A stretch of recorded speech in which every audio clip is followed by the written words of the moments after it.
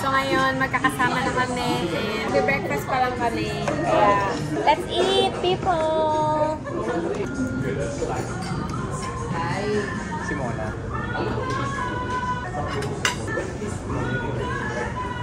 So, tapos na kami kumain.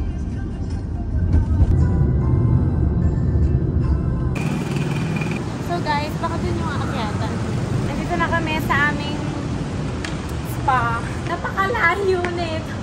Mag-isa lang ni Daddy. Hindi ko alam kung nakahanap na ba siya ng pang-massage niya. So, babalik na lang kami dahil hindi pala sila tumatanggap dito ng walk-in customer. Kailangan booking agad.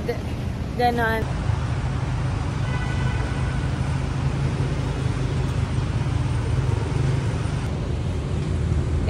Okay, so meron na kaming spang in-inquire. Gagawin na namin ngayon. So, babush, mamaya na lang ulit. So, tapos na kami nila brew.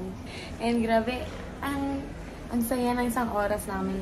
Actually, hindi 1 hour and 30 minutes. 90 minutes na yung total. Sulit.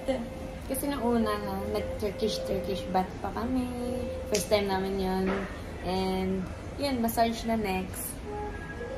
Kaya naliligo ko, minamassage na din. Oo, yung may bubbles na, no? Yun. Tapos yan, hinihintay lang namin ngayon dito si Daddy kasi mas matagal si Daddy. 2 hours siya, mahigit.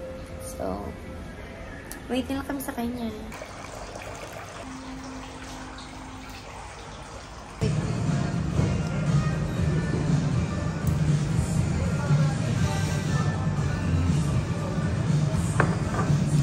Aba? Oh! Ano ba itong haluin? Yata! Let's eat. Ito masarap po. Feeling ko ito yung the shit. The shit!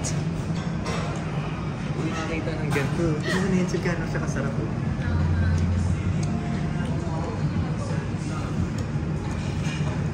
Let's eat!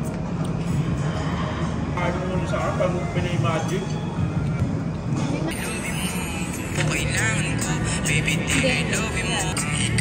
Hindi.